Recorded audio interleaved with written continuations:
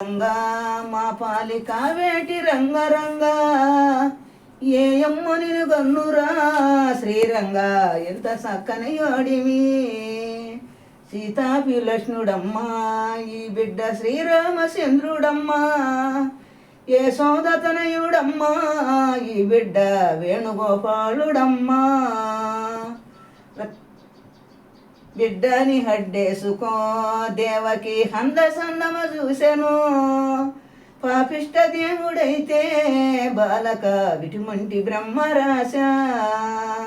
గంగలేకి బోయను Devaki